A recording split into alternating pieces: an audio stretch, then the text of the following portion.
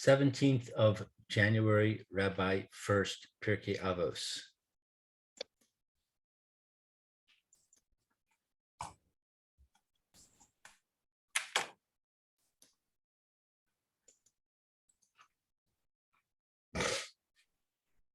Oh, Shalom, good morning, Mayor. Good morning, Roy. Good morning, Lou.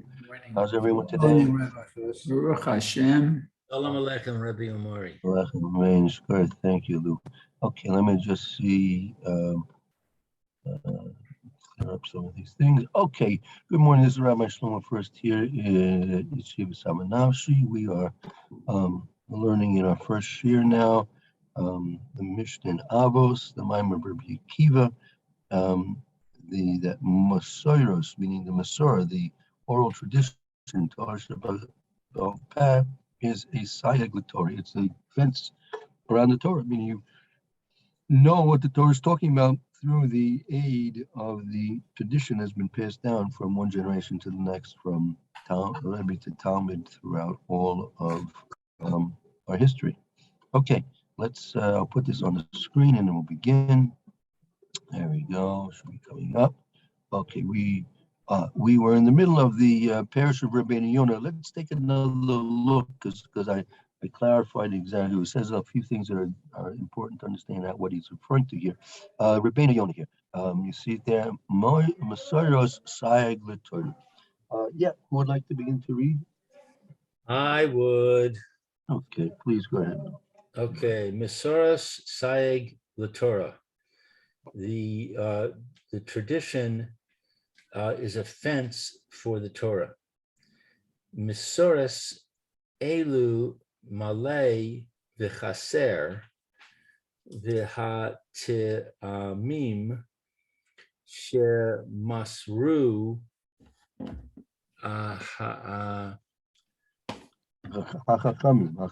Chachamim L'Talmidim. Okay, so the Mesoras, the tradition, these are full and lacking.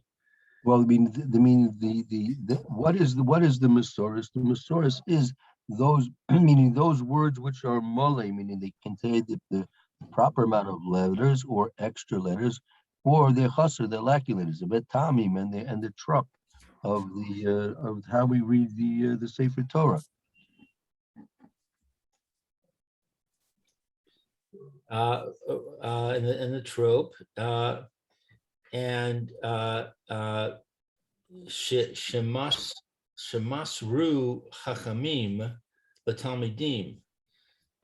What's shemasru? I don't remember. They were transferred, the transfer from the chachamim to the disciples. The transferal from the chachamim to their disciples. That's what the Mesoras is. The Mesoras. Exactly. The Haim Siag, the Torah, and they are a fence for the Torah, Shebiksav, the written Torah. Shalo Timtza Ha Sfarim Chalukim. We don't find that the these are the Sfarim of Tanakh. That's the Torah, Kesuvim and Nevim. That's the Sfarim of Tanakh. I mean, basically the Torah Shebiksav. We don't find in the books of the Tanakh machlokas, disagreements. Im be makomos me otim, since this is key. Like in this case, only key means in this context only. Only with a few, only in a few places. Right. I mean, if you look through all of Tanakh, there are only a very few places where there are discrepancies in what should be or how it should be read. in the Torah on Nevi'im and Kesuvim. Mash Ein Kain, in contrast, Besifrei HaTalmud, in the books of the Talmud, in other words, the oral Torah, Ki Bikama Mikomos, in many places, Hagar Seos, Mis Chalefos. The texts differ. Right. In many places, there are differences in the text. Yes. And you have to realize that Rabbeinu Yonah was writing when the Talmud, he lived before the invention of the printing press. So the svarim which they had were all handwritten, right? So therefore, as compared to Torah Shebiksav, the Torah Shebal Peh, the Gemara is it's very extensive. It's quite a lot of writing that has to be done, and therefore, so it was common that there were different versions that were available at that time in history. Gam b'chol yom v'yom ha-sevaros mis hadishos, and also each and every day opinions were revised. Right. Umehem kosvin hagirsa, and from them are written the texts al pi das, according to the opinion. Daitam, Alpi Daitam, and they would write the text according to their opinion. Al pi daitam, they would write the text according to their opinion. Venis na reshus l'savlu, and they would give permission to accept it. Right. Ki sefer shalom shalem ein be'eretz, because a perfect book there doesn't exist in the land, in the world. Asher lo yachtu, that there's not an error. Vitolin hataos al hasefer below al hadasam. Right, and they would attribute the mistake to a different writing of the that was in the book, meaning the Talmud that they had, and not as a mistake based on their opinion, right? So I mean, that you see many times. Rashi says this is the proper girsa. Tosfos will argue and say no, that this is the proper girsa, right? That many times in the course of your learning, you'll come across mention of different versions and the reasons why one version should be more accepted than a different version, right? But that you don't see that in Torah Shebiksav. You only see that primarily in Torah Shebal Peh, in the Talmud. We had that yesterday in the word Ella. Tosfos didn't have.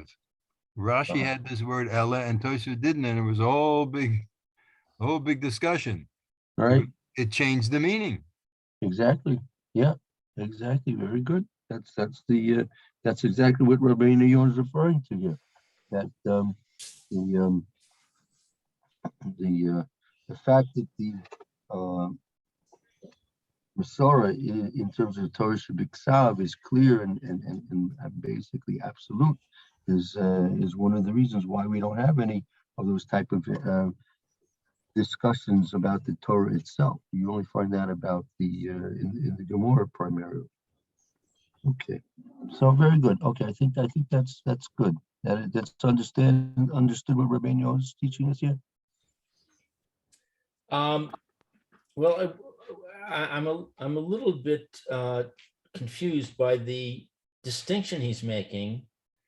He's saying that the Mesora is a fence for the Torah, Right. And then he talks about the Torah Shabbat and says that the Torah Shabbat is pretty pure and doesn't have disagreements, so on. But then he goes on to the Torah Shabbal Peh and says it has all kinds of problems. Mhm. But the both of them together are Torah. When you say Torah, you're talking about the whole package. The Torah Shabbal Peh and Torah Shabbat. It all goes together. Great. So that's why he's defining the Mesoras. The Mesoras are those specific things which are given to us in terms of understanding the Torah Shabbat Ksav, not the Torah Shabbat Peh. So it's the Mesora is a fence for the Torah Shabbat only. Yes, I'd say so. Correct. Yeah. But what about all of the Mesora that goes with the Talmud, the Gematria, the Gezerah Shavas,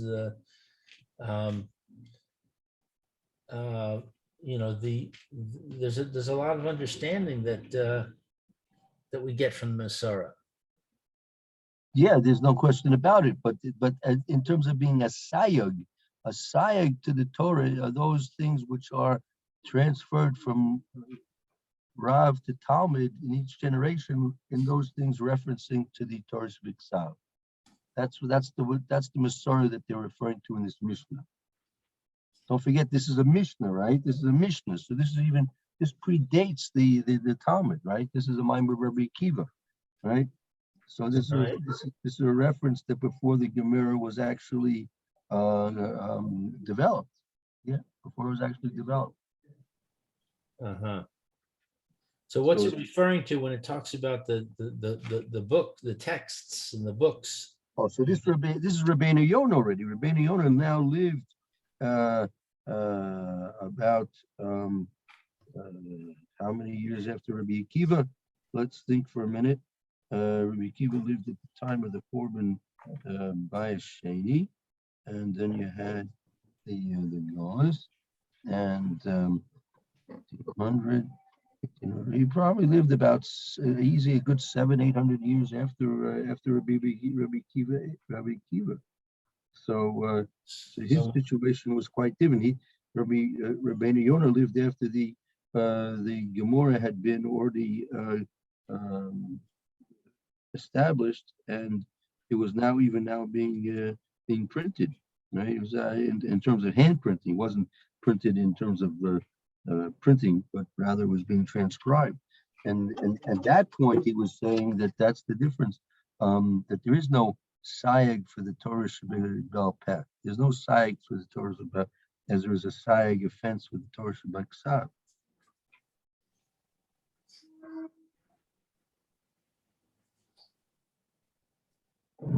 Okay. So he lived in the 1700s approximately? No, Rabbi Yonah lived in about 11. He lived after Rashi, not too far along, about 1200. He lived in so that's almost. He was born in 1200. Yeah. Yeah. Oh, there you go. So he lived about 900 years ago, right? 800, 900 years ago, right? So Right. Rashi lived about almost a good 100 more, 80 years or so before that, perhaps.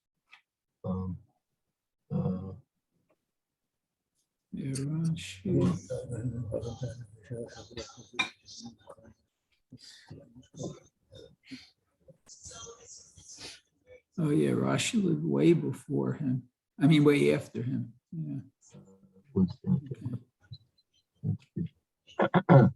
I thought Rashi was in the 1100s, no? He was born 1040. Right. Right. So he was before Rabbi. Yeah, oh, about 200 years before. Yeah, yeah. About 200 years before. Okay. All right. All right. All right. And the Talmud was completed around 800? Yeah, let's think about that. I think about 800. If I'm not mistaken. Let's see. Could try and find out. So when the Mishnah makes its statement that the Mesora is a fence for the Torah, it's not referring to the Torah Shabbal Peh because that was all still oral. Right.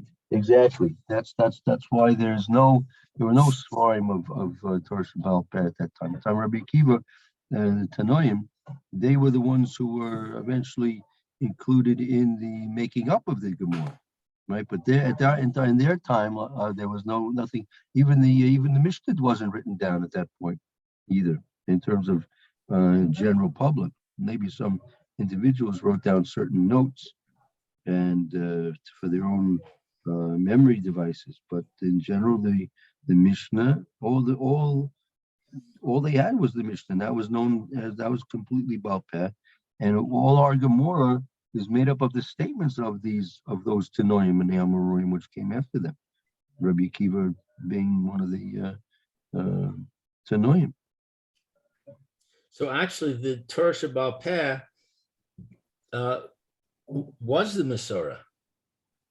Yeah, I mean, yeah, but it was specific. The Mesora, when you refer to a Mesora, you're referring to specific tradition, which was specifically in the text of the Torah Shabbat. Right. So all the parts of the oral Torah that are not specifically focused on the Torah Shabbat are not what it's talking about. I don't think so. At least in terms of this definition of Rabbi Yonah. Might be other definitions. We'll see. We'll see the Tveres Israel. We'll see the Shash. We'll see the Maram Prague. So others may define it a little bit differently. We'll take a look. Okay. Okay. Let's continue on with the Tveres Israel. If it's clear, that's so far so good. So far so good. You know where that comes from. So far so good. A man jumped off the 10th floor of a building, and as he passed through by the 5th floor, they heard him say, "So far so good." Okay, very good. Fine. So the Mesoras Siag L'Torah,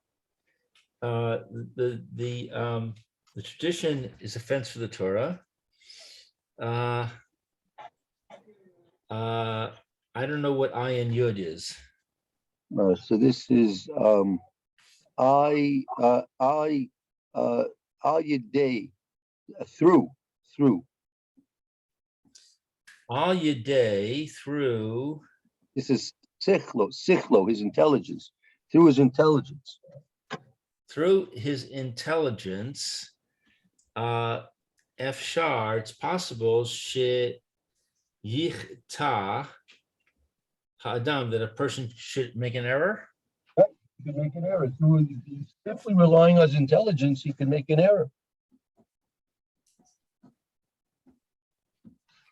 Okay. She Efshar She Yachshov Tahu. I don't know what Chet Vav is. That Has v'sholem. Ah. Heaven forbid. Chas v'sholem. So that it's possible that he could yechshuv is to return, To think, to machshava, could think. that he could think and tahu. That he should she actually that it was you would think it's possible a person could think that it was has v'sholem about the Torah. Think about the Torah has v'sholem. That Concerning the Torah, ulai chalu ba yedei adam. Perhaps that it came from the hand of man. yeah, because the person has v'sholem could think and make a mistake to think that the Torah was a man-made invention. Has v'sholem. So was this before the biblical revisionist movement? Yeah. This first Israel, he lived, I would tell you, about 1600, I would say. Yeah. Okay, and do you have any knowledge of the when the biblical revisionists came about? And probably the Haskalah. The Haskalah came about in the early mid 1800s, I think. That's around the time of Reb Samson Bar Hirsch. He came later. He came later. He came after they had been established somewhat. Yeah. Rav Hirsch was in the later 1800s. He came about. They was getting started about 50 years or so before then. That the real beginnings began, and let's see. I can try and pinpoint it a little bit more specifically for you. 1 second. Yeah, 1 second. Hold on. Let's see here.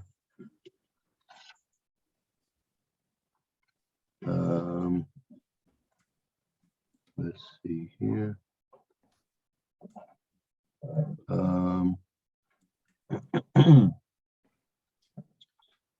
Let's see. Things were beginning to change. The beginning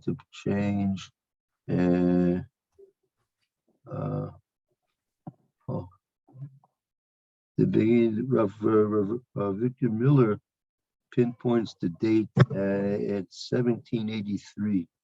1783. That was when That's almost 50. That's 50 years before Rev Hirsch. Almost, or maybe Maybe more 60, 70. Yeah. That what happened then? That there was an appeal. The appeal to Emperor Franz Joseph I of Austria. There was appeal to give the Jews the privilege of being drafted into the military service. Up until then, Jews were forbidden to serve in the Austrian military, and that was actually a blessing. Right? That was a blessing that they didn't have to be conscripted and drafted into the Goy's armies. And but there was an enlightened individual that thought that was socially unjust, and therefore he petitioned to the emperor that the Jewish population should be drafted into the military, giving them full equal rights as full citizens of Austria. And that was That was the beginning of the end at that time. So, That- so when Rav Hirsch came on the scene, so this was all very, very strongly entrenched. Oh yeah. When Wow. there were long fights. There were for 100 years they were fighting against this already. That was for example the notable Yehuda that he lived from 1713 to 1793. That he came out and declared days of fasting and prayer to hopefully change the decree of the emperor that the Jews had to be drafted into the army now. That that just goes to show you the difference in point of view between the non-religious Jews, where they thought it was a privilege to be drafted into the non-Jewish armies, whereas the Torah Judaism understood that to be the destruction, spiritual destruction, aside from the physical destruction of the Jewish people. So, And even so, when Jews did get into the army, they weren't too warmly received anyway. of course not. They didn't know. There was a lot of anti-Semitism and all that. Yeah, sure, of course. That's, So they didn't get what they wanted anyway. that was the whole. That's one of the whole premises of Miller's book, that the Holocaust was a refute to the philosophy that assimilation would do away with anti-Semitism. But the Holocaust was a refute of that philosophy. In other words, God was refuting it. Yeah, God was coming out clearly refuting it. The philosophy existed that if we would become like the rest of the Goyim, we would be accepted. And we saw that in the lands that we were most accepted, right? That's one of Rav Miller has a chapter on that. The whole chapter devotes to the fact that in Germany there was prior to the Holocaust, prior to Hitler Maximum's rise to power, the Jews had no greater freedom than any place else in the whole world. They were free, absolutely welcome citizens, at least in terms of legal and cultural and social educational opportunities. They were complete absolute citizens. It was the place that anti-Semitism existed to the very least, at least in terms of the official government policies. What the church and the general population felt was something else. But in terms of general public policy, there was no other place like Germany for the freedom of the Jews. And specifically there, that the assimilation took such deadly toll on the Jewish population, and then there was such a deadly toll on all of the population during the Holocaust. And that was the refutation of this philosophy that assimilation would do away with anti-Semitism. Assimilation actually gives rise to anti-Semitism. That's the way it works exactly. But the reformers and the rest of the enlightened Jews didn't realize that, and even at the time they didn't realize it, except maybe perhaps a few.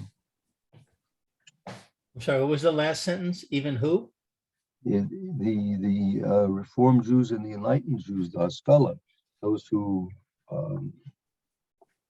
propended, they suggested this philosophy that the more we became like the Goyim, the more they would accept us, and the more we would be part of their culture, and therefore they threw off the shackles, so to speak, of the Torah, because they were hoping to have civil liberties. And that was in fact the cause of their own destruction.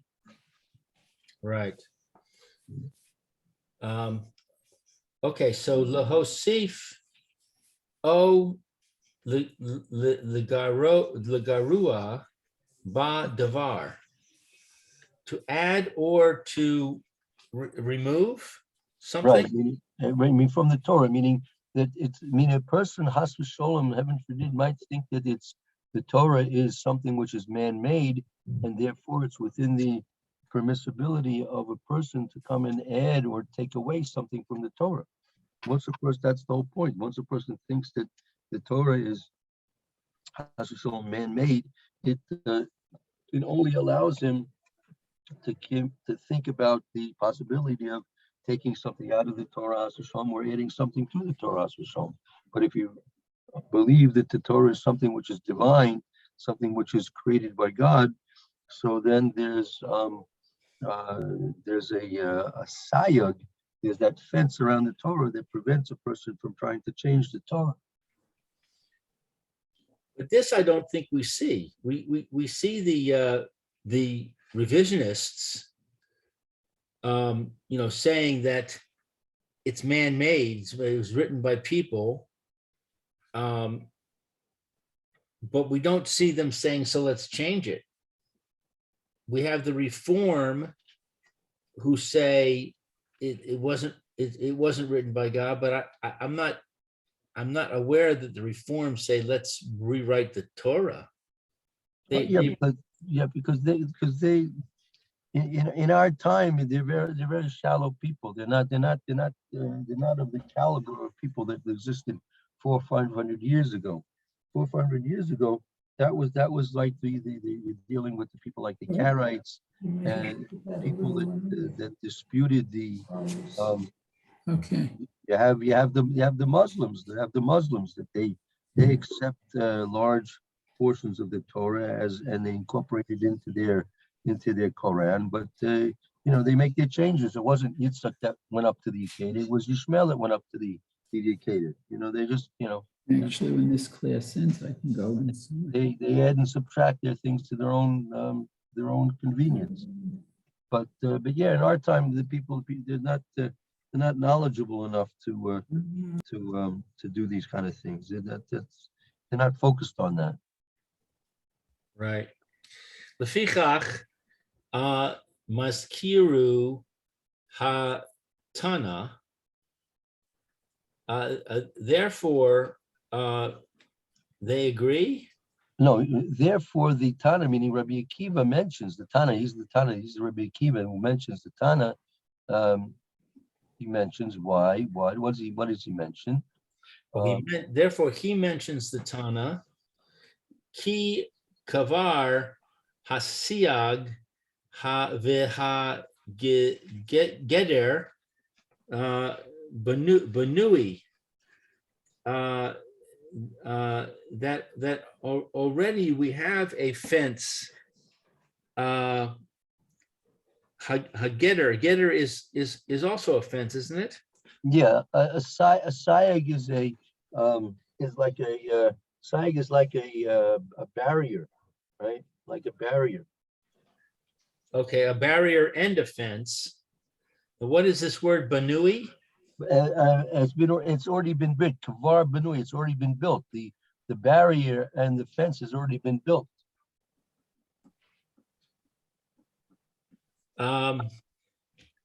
Okay, al yidei, through ha Mesoris, through the tradition. Shenim sar lanu ba afilu kol malay o chaser. Shenim sar. What's shenim sar? That's from the same word as Moshe. It was transferred to us. Transferred to us in it, even all of the complete words and words that are lacking letters. Right. So down to the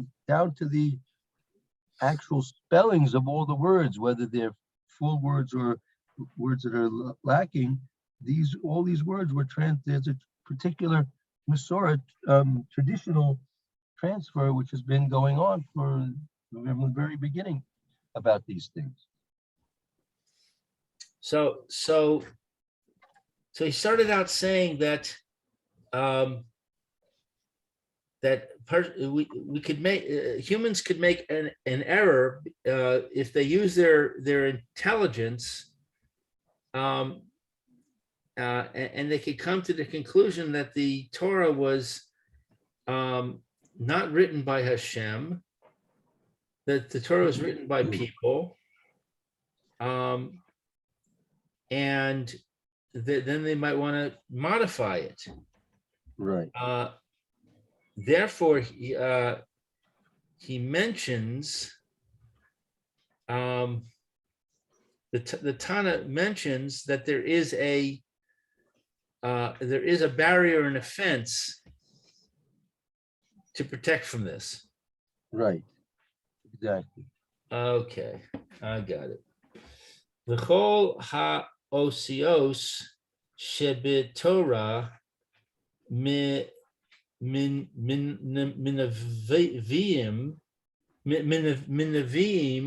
lanu, and all of the letters that are in the Torah are from the prophets. I think on Minuyim Lano, all the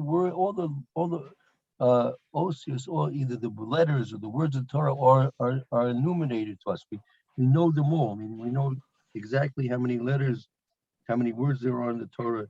It's an exact thing. Va'afilu al kol tafas.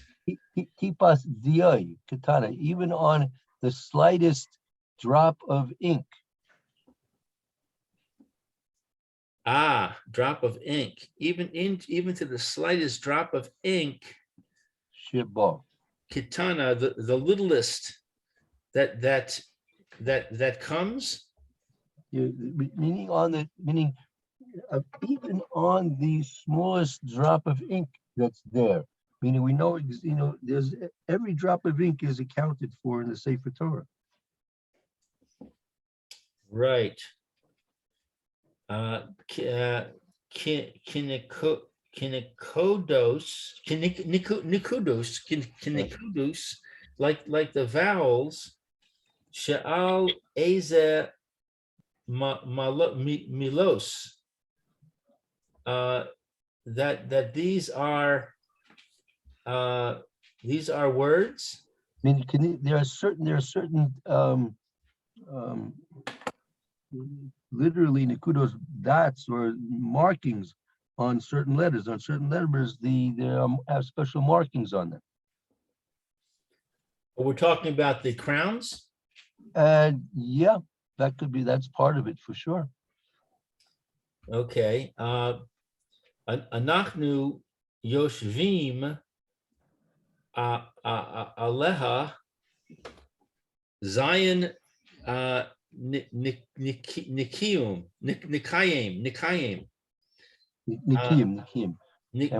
Nikiyum. Right. So we think about 7 establishments. Well, this is a phrase. A woman when she sees dam, so she becomes a nida, and then she has to check herself until she stops seeing blood. Once she stops seeing blood, then she has to wait 7 days of nikiyim, 7 days of cleanliness. Each day she checks herself to see if she has a flow of blood, and if she persists for 7 straight days without blood, then she's permitted to go to the mikveh, right? So it's an expression that it means that we have to give great thought and attention to these things. It's a phrase. It literally means that we sit on it for 7 clean days, but that's not what it means. It means that we have to give a special concentration and thought about all these things, even the slightest drop of ink on the Sefer Torah. Ah, I see. Ve'im kain, eich efshar shehosif o gara ba adam shum davar. And if so, or therefore, how is it possible to add or garage to detract? Yes. How is it possible for a man to come and add or subtract anything?